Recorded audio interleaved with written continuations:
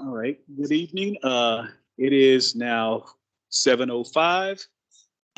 We are going to begin the Finance Committee meeting. Um, what we'll do is we will go over the intricacies of the budget, and the plan is to go line by line. Typically in meetings, we do not have, we wait till the end for questions, but for the purpose of this meeting, we'll allow questions throughout. And throughout this meeting, I will be asking if you have any questions as I go through step by step. My name is Michael Spencer. I'm the committee head for the Finance Committee. We actually have Brian Creighton Sr., the secretary on the board of the HOA, and we have Thomas Keithan, who is the treasurer.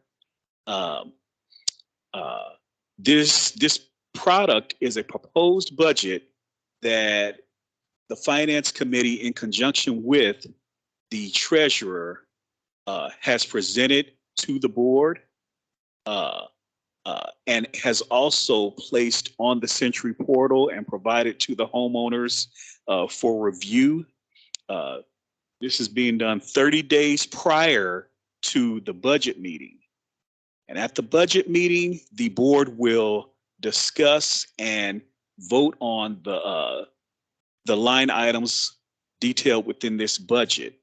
So keep in mind, this is a proposed budget that has not been finalized or has not been voted upon.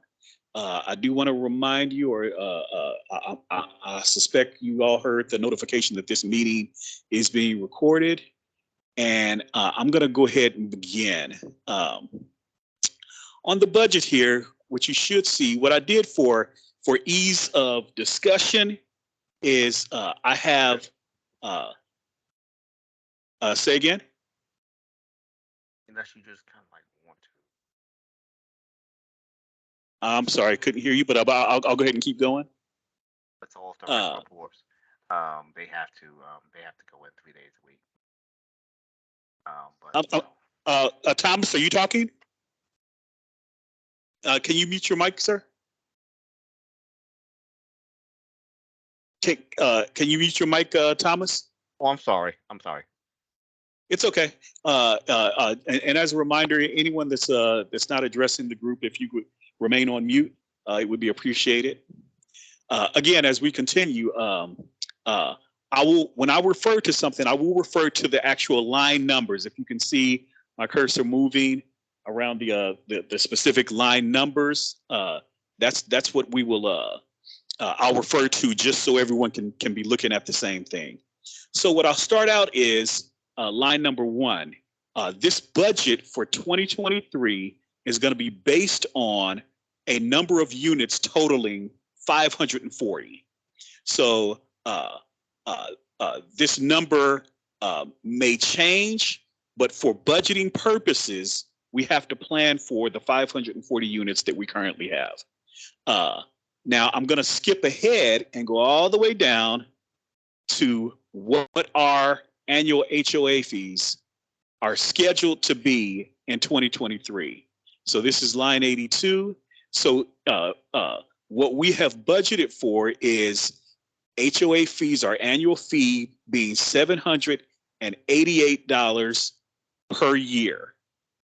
Now we have quarterly payments, a system of quarterly payments established, and that would be $197 every quarter. And if anyone would like to break that down monthly, that would be $65.67 monthly. And I realize this is a large jump from the $600 that we paid in 2022. As a matter of fact, I'll go back down. If you see here, in 2021, we paid $600. 2022, we paid $600. And now we're making this huge jump to $788. And this meeting will explain exactly how we got to that figure. So let's go all the way back up. So when we look at our income, so we're going to be looking at the income section. The majority, and really all of our income comes from our annual assessments. The way that we get this figure, if you look here at the formula that's used here, it's the $788 a year times the 540 units. And this is how we get the $425,520 that we are anticipating receiving in annual assessments. I'm going to skip down to line 15 for allowance for doubtful accounts. What this is what we anticipate or how many units we anticipate will not pay their assessments. So you have this this C 83, that's your $788 a year. Well, we multiply that by 22 units. This is based on the number of delinquencies that we are seeing right now, and we're anticipating 22 units or 22 homes will not pay their assessments for 2023. This may seem like a high number, but when you look at the actual delinquencies that we have, this is a very conservative number. And we are speculating that this will compensate for any delinquencies we have for 2023. Now, if you notice, you have all these other line items, and some of these line items were had funding in them for 2022. So just to give you a quick breakdown, when you look at these columns, each item has a category of accounting number. You have the category description. Then this column here, the 2022, this is how much was budgeted in 2022. Column F here shows how much we have spent as of the time of the publishing of this budget, which was October 17th. And then this is the proposed 2023 amount.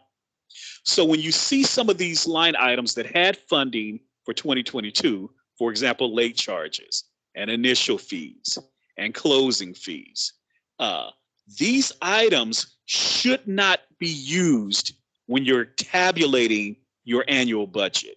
But in the past, they were. And when I say in the past, I mean when the developer was the HOA. And when the developer was the HOA, we believe that their method of accounting for budgetary items was improper and incorrect. This is how they could keep our HOA fees so incredibly low for all these years. And just to give you context, the average HOA fee in this area is approximately $1,000 a year. But we've been paying almost half of that since I've been here in 2009. So they were able to do that because they really were not, and I'm not trying to bash the developer or anything like that. I'm just giving you the facts. They really used a method of establishing these budgets that put us in a bad situation. So what we're proposing to do for 2023 is put zeros in these line items so that we're not counting on late charges in our budget. We're not counting on initial fees in our budget or closing fees. So let me the late fees number also includes, just for everybody's awareness, the late fee also includes not just late fees, it also includes collections income. Just want everybody to be clarified. So when you see like $62,000, I mean $6,200 or something like that, that's also inclusive of collection income. That's where collection income goes. Just want everybody to be aware. So I'm going to take a pause right there and just to see if anybody has any questions. I'm not sure who all's on the line at this time, but this is Lisa. I came from another neighborhood myself, but my HOA fee was only $500. So it went from $300 to $500 in 22 years. So I'm not sure about the $1,000 and maybe other people are.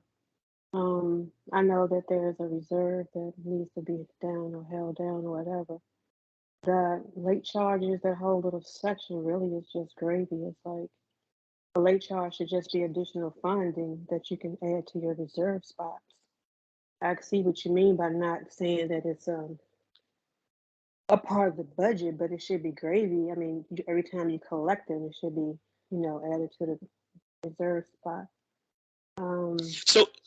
So, so if you look But I here, still go ahead. I'm sorry. Go ahead. If So you look here, I don't mean to line, go ahead. I'm sorry. oh, go ahead. I I'm don't sorry. mean Go to ahead. cut you off. What I'm saying is, so I'm assuming maybe I should just wait to the end till you finish saying whatever you're saying, because you're gonna explain this whole thing, right?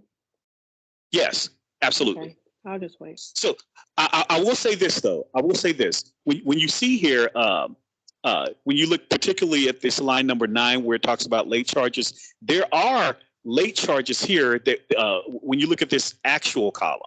So there is money there, and that money will be allocated for things. We're just simply not applying it to our proposed budget. So when we talk about the money that we have available to spend, when you go all the way down to line 17, this is just simply a tabulation of the income from assessments minus the allowance for doubtful accounts for the people that we anticipate will not pay. And when we're looking at what we are posturing for as far as income, is your $408,184. So that's just what we're planning for as far as money that we have to work with. This will just simply put us in a better position for planning. This does not mean that at the end of 2023 there won't be other money, and the board will determine what to do with any additional money that we have. So that's all I'm really going to say about the income. Do you have any questions particularly pertaining to the income part? No, I just I don't know. It just seemed like a massive increase. I'm listening. I'm sorry. I'm just gonna wait to the end. Oh, okay, you're talking about the increase in our HOA fees? Yes.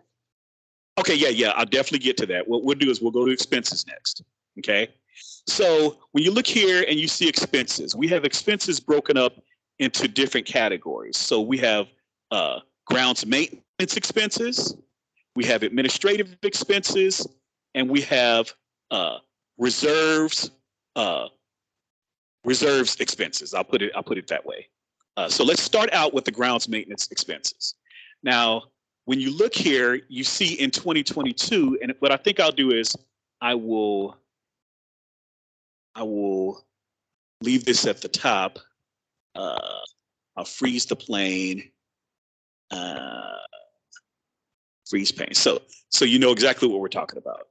So when you look at your grounds maintenance expenses, another thing that you're going to see when we have these expenses, when you look at column D, you'll see which vendors are being paid for each particular expense.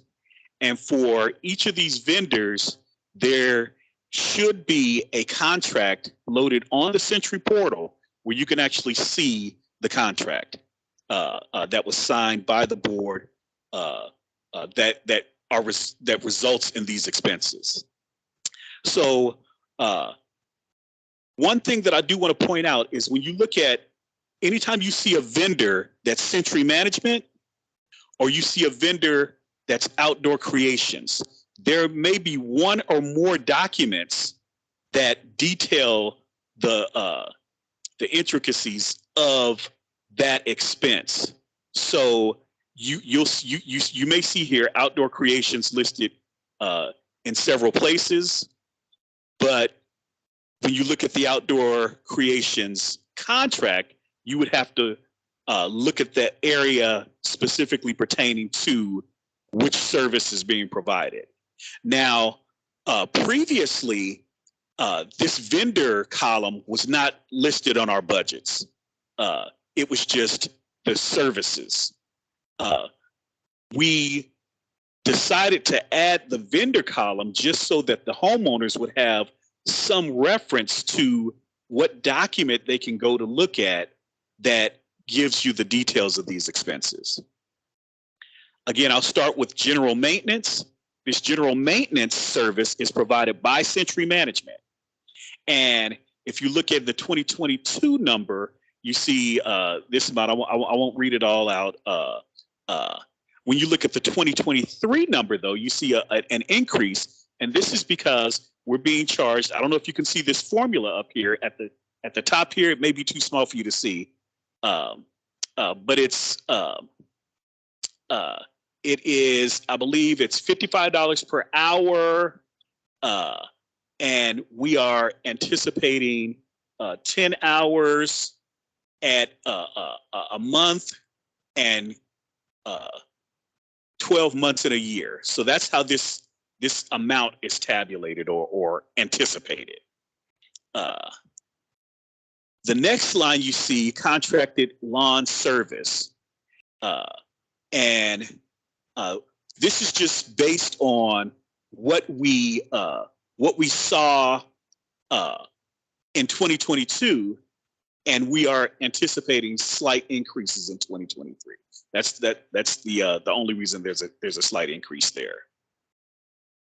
You go down to grounds maintenance, line 23, and we are just we're looking at how much we spent in 2022, comparing that to how much we spent so far, and then this is how we are speculating how much we will anticipate spending in 2023. You see the water and irrigation. This is probably something that the board will have to discuss. There was $1,500 allocated in 2022. There was $260 spent this year, and I believe that was just an inspection of the irrigation system. But I'm not sure if this $1,500 will hold. Again, the board will have to discuss that during their budget meeting. But we just kept that number the same just for budgetary purposes. When you look at the trash removal, the vendor here was Amber's Disposal, and we kept the number the same. This is $16.50 a month per unit for 12 months. That's how that calculation works. So we just kept it the same. Then we have our pet waste stations. We just kept that number the same as we planned for in 2022. You have your trees, sod, and plants. That's another outdoor creation service. And we're basing this increase. If you notice, the 2022 number was 21,000. The 2023 number is 48,500.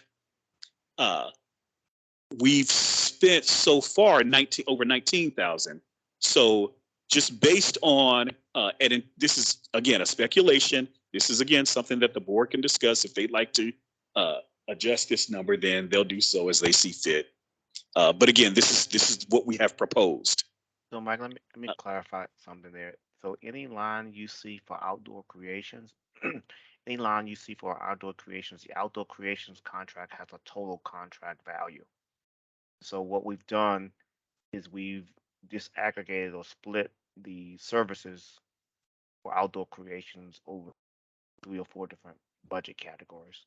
So, the outdoor creations contract or landscaping contract in 2023 be a bit higher, 3% higher than it is in 2020. Okay. Yeah. I just wanted everybody to be clear about that. Also, I thought I saw a hand from Brian. Did you still have a comment or a question?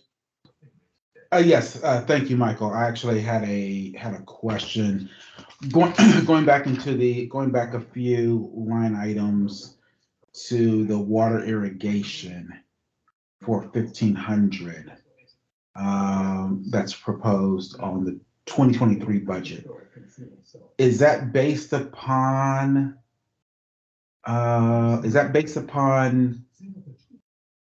irrigation of flowers, or is that maintenance and support of the well? It's based upon so it was based upon whatever we did in 2022, Brian. I mean 2020, yeah, 2022. So I didn't make any change. We didn't make any changes there. So whatever we ultimately decided to do about irrigation, we just kept it flat because we still have not settled that. Because we still have that issue going on around the well and all that. So we just kept it flat. Right. Well, yeah. That well doesn't belong. That Yeah, well I know that. to the community. Yeah, so whatever irrigation we decide that we want to do, I just kept it flat because Okay. if we didn't fund it, if we didn't fund it, then we wouldn't have anything. And then again, based upon what we think the need is Mhm. and what we got, uh, if we do it that way, um, we had a $7,600 water contract. And I wasn't putting that in. I just honestly wasn't putting that in Yeah, budget. yeah. We're not gonna do the. We're not gonna Yeah, do yeah, the right. So I just kept it flat. So that, Right. you know what I mean? I just kept it flat. So while I have your attention on the landscaping contract, for 2023, isn't the contract limit set at 138 That's correct. 988? That's correct. Okay. I added up the line items that says outdoor creations, and I'm getting 145,875. So the tree, we put a bit more in the tree line. There's a bit more in the tree line simply because in case we have a tree that falls. So it has we labeled it outdoor creations, but in case we have a tree that falls or something like that, we need to cover for it. Does that make sense? Does that not go into that goes into the tree sod plants? Is that what you're That's telling? correct. Yeah. Okay.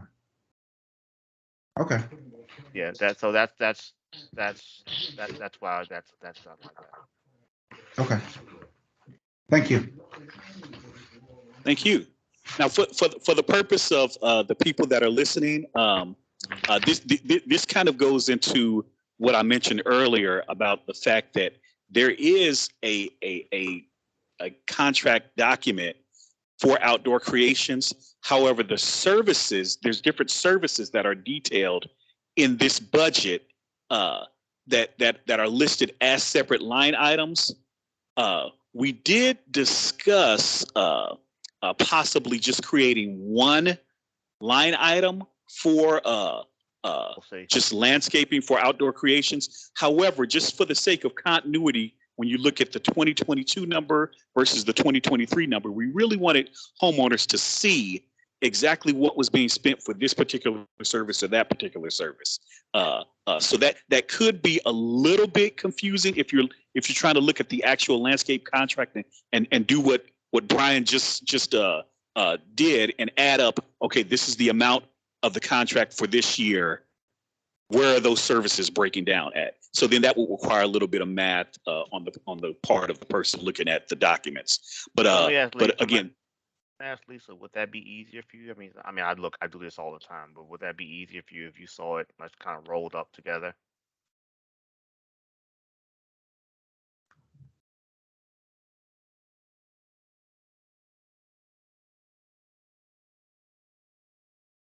is Lisa still there? She said, Oh, I'm There she sorry. is. I thought you were just talking in general, but "Mm-mm." I'm following along. Yeah, I was getting ready to ask. That's what I'd say. I'll just wait to the end because I was getting ready to ask. Why is it that number just a total number, but you're breaking everything down? I'm listening.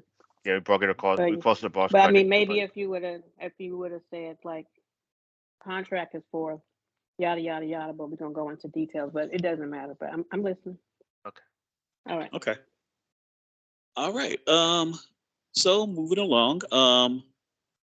When you look at the, uh, let's look at the street light electric bill with SMECO. We just kept that number the same as the 2022 number. The mosquito control, the 1800, we kept that the same as the 22 number. The snow pushing and the snow services. Okay. Thomas, can you explain the difference between snow pushing and snow service? All right, let's take the latter. So snow services is for salting of the common areas. So we are responsible for the common areas. So salting of the parking lot, clearing of the parking lot, that sort of thing down at the pavilion, those walks down there. So any salting services and clearing those types of things. Snow pushing is for plowing of the roads.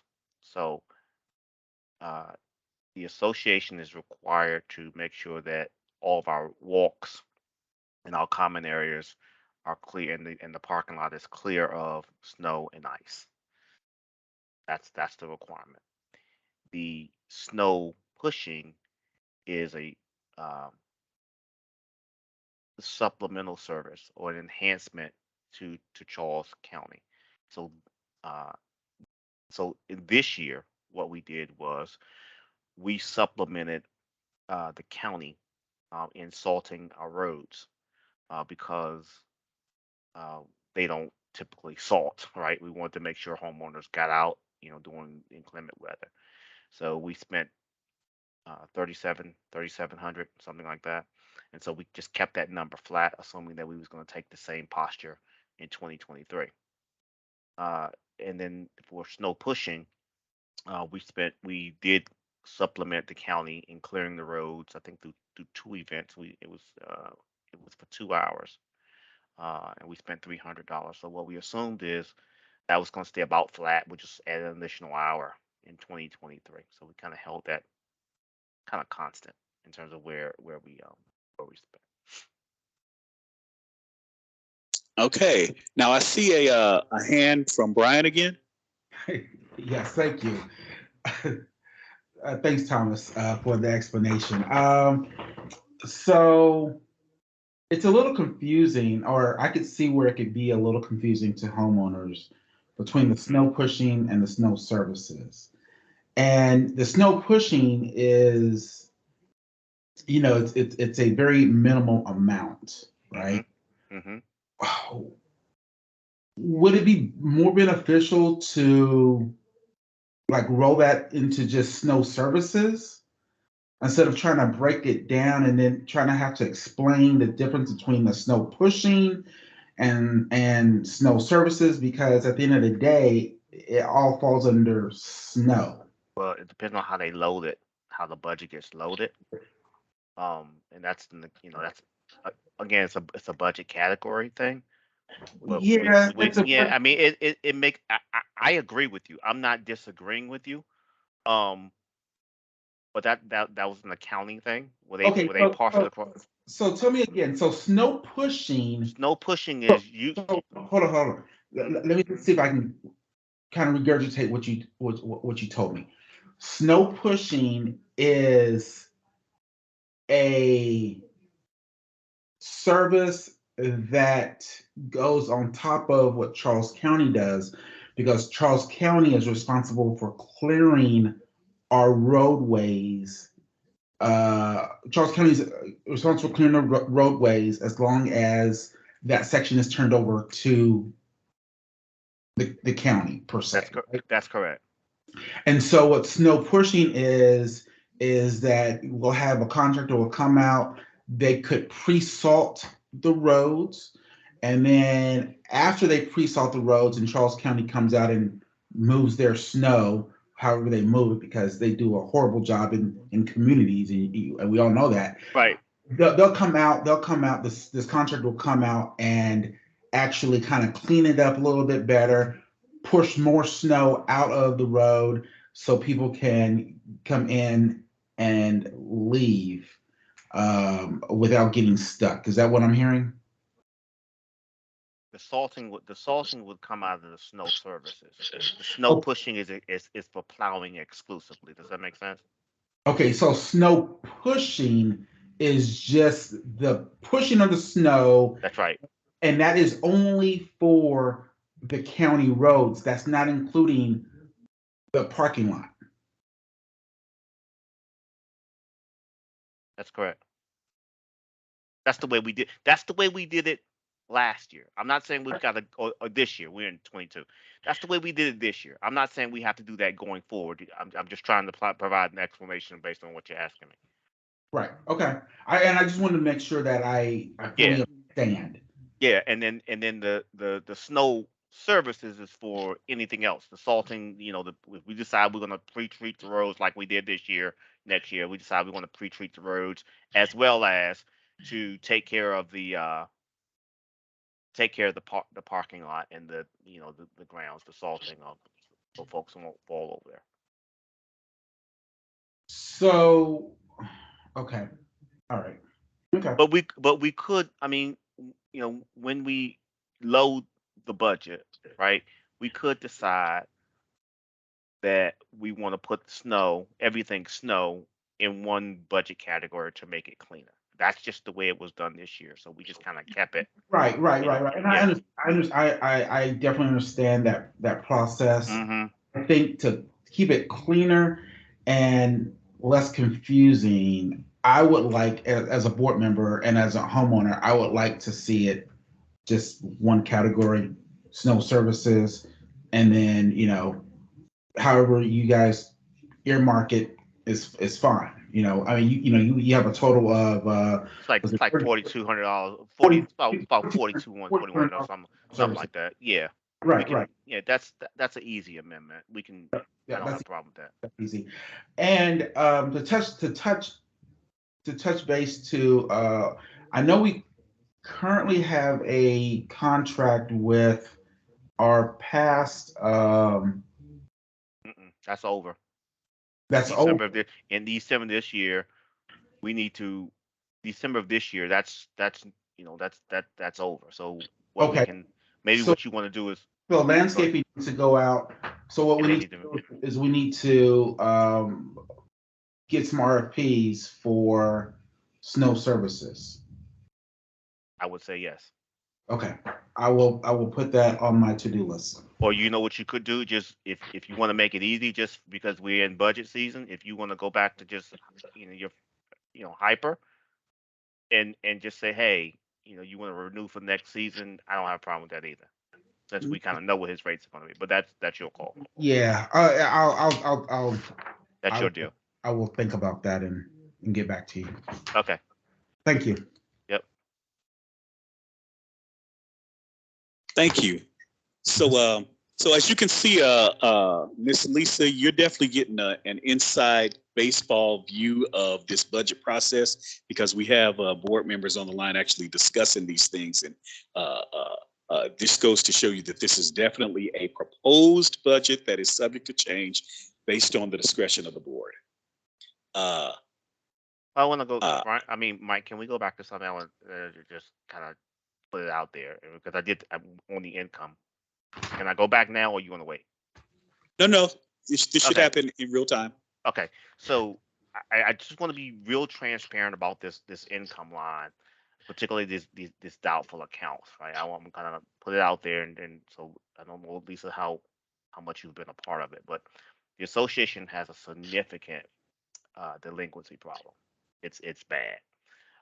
Right now, we are carrying $64,551.38 in total delinquencies for current homeowners, of which $45,776.83 is past due.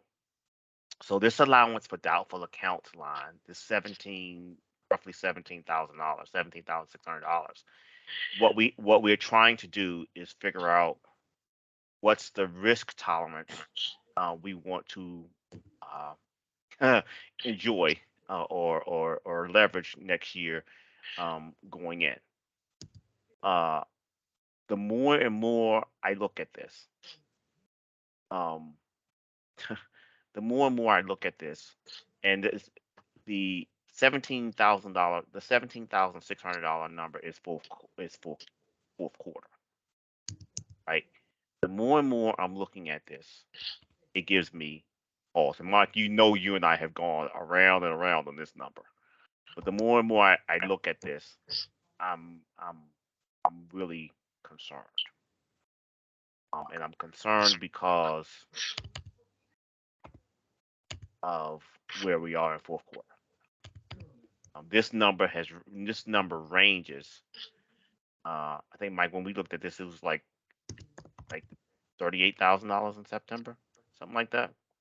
We had like 28 homes. We had 76 accounts. Um, and so this number just gives me considerable pause.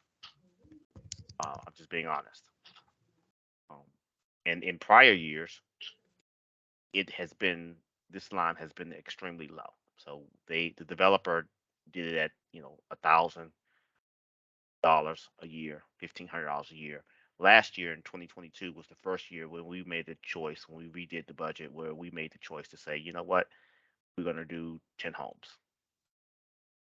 And that was 6,000. This line was $6,000 last year or this year, and honestly, it wasn't enough. So raising my hand to say I'm concerned, even though I did it. I'm still looking at it, and it still causes me pain. But we tried to keep the fees low because every additional home we add, we're going to have to make it up in revenue. Not in revenue, we'll cut expenses or increase the amount. So that's my comments. So I will say that just if you're taking notes or keeping score, this is one of the reasons for the increase in HOA fees. There are several other reasons for the increase in HOA fees, but this is one of them. I'm going to go ahead and highlight this just for continuity's sake for the purpose of this meeting. So just so that you keep in mind that you see a jump from 6,000 allocated for doubtful accounts in 2022 to over $17,000 for doubtful accounts in 2023. And Thomas just explained the reason for that jump. So as we go on, I'll show you some of the things that are contributing to the massive jump from $600 a year to $788 a year. Okay. Can I ask you a question? And I'm sorry, Mr. Bryan, I don't know how to raise my hand. I'm on my phone and I really don't know how to use it. So if you wanted to go before me, I apologize. My No, question, I'm go sorry. ahead. My question is, when you're doing the budget for the neighborhood, you said it was 540 homes, and you're doing 540 homes going into 2023 times 788. Is that how you're calculating this? That is exactly how we get this number here. The $425,520. Okay. And if you look at the formula, I don't know if you can see the formula there, but it's showing the so that's how we get that number exactly. Yeah, it's real small on my phone. I don't know how to work this phone. But yes, if you do the 788 on a calculator times the 540, that's how you get that number. All right, thank you. You're welcome. You had another question, Brian?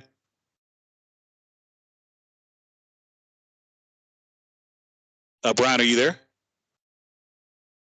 Yes, I'm sorry. I was on mute. I apologize. So I'm with Thomas. That number kind of gives me pause.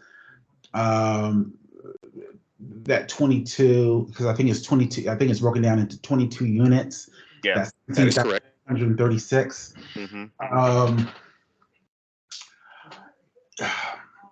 Looking at the last and we don't have really a good historical data, right? Because again, the developer turned this over to us last year.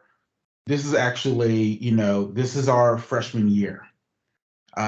really doing this. And so we don't have that historical data that we would have, or we wouldn't have good historical data, right? But just looking at the doubtful accounts that we're dealing with prior to 2022 Mm-hmm. and what we're dealing with currently, um, do you think 22 units is a good assessment? No. No.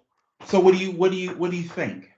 Honestly, What's your opinion? I really want to know. I really want to know this. That way, when I sit in this board meeting November 30th, I have some data and I have better context, so and I have to be able to, between now and then, I have to do my due diligence and make sure that I'm really making a wise and intelligent decision.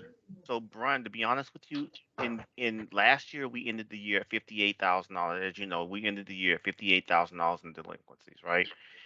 This year, just right now, if you just take the $64,000 number, right? We are kind of still sitting in the same posture where we're very close to where we were last year. Does that make sense from total delinquencies? Does that make sense? Right. Even though we refer That's 90. So that's 90 homes. So I just did the quick math. That's about 90 units. right. So and that and well, so what I where I would be comfortable, where I would be comfortable is that take we take I wouldn't go 90. I probably would go somewhere between Mike. I think I told Mike like 38 homes, 29 homes, 38 homes. That way we mitigate our risk a bit more. But here's the reality. If we go to say 29 homes, right, we're gonna have to cut somewhere or we're gonna have to raise the fee. And when we raise the fee, I think the draft I showed Mike before we finalized was like at 29 homes, our fee was at $800.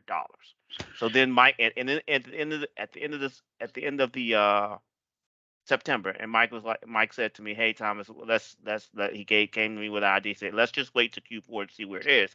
I said, "Okay, fine. We'll wait to Q4 and see where we are." But the more and more I look at this, I, it does not make me comfortable. Right? I think we need to be at 29 homes or roughly $32,000 in doubtful accounts, and that's real. That's keeping it real. Okay. You know what I mean? Because if we undershoot this, what's going to happen is You're we right. there could be a possibility in Q3 or Q4 next year where we're not able to pay our bills because we have underfunded. I'm not disagreeing with you. I think what the issue was for me was trying to balance the significant increase in fees, right? We were trying to balance the significant increase in fees, looking at where the economy is, and knowing that we were going to be if we even go down that path, we're going to be at 800 plus, and we still have to fund the repair reserve. So we kind of settled on the $17,000 number Okay. at 22 homes. But I'm willing to chat with you between now and then and kind of figure out what's the happy medium. But this number still doesn't feel good to me. And how And about and, So and basically, Mr. Mike? go ahead. I'm sorry. I'm sorry. I don't know how to raise my hand. I apologize. Oh that's no. okay. Um, um, so basically, this doubtful count is your reserve for the people who are not paying. You Is can that see what it. you're saying? You can say it that way. Yeah, it's for the people that we think will not pay in 2023. So is this a consistent number? So is it 20 people every year, 25, you know what I'm saying? Or does No, this number continue to increase? it it continues to, I would say it continues to increase. This year we've put some steps in place where, we've started referring accounts to the attorneys sooner so it doesn't get out of control. And I think Mhm. we've put in place, that's why we went to the quarterly assessments. I mean, the quarterly payments, I'm sorry, quarterly assessments, so that people didn't have to take the entire, lump sum. But what we are seeing is, just for Q4, we've got, and I'm halfway through Q4 right now. We've got $17,000 in delinquencies that we have to kind of deal with, which is causing a budget pressure. Does that make sense? So just for Q4, it's $17,000. We're not even talking about other quarters. Do we have a reserve account? We have a we have a repair and replacement reserve. We have a capital improvement reserves, and we have additional facilities reserves. What we don't have is where I've been saying we needed to go is what I would call an operating reserve. And the Mm, operating reserve would make sure that the association we set it up as a reserve fund, and it would set aside, X number of dollars. Board could decide, if our monthly expenditures are say $30,000, we would put mhm. $30,000 in that reserve, and when funds don't come, we could pull from that reserve to replace it. But we're not there yet. Okay. We're trying to pull ourselves out of a hole.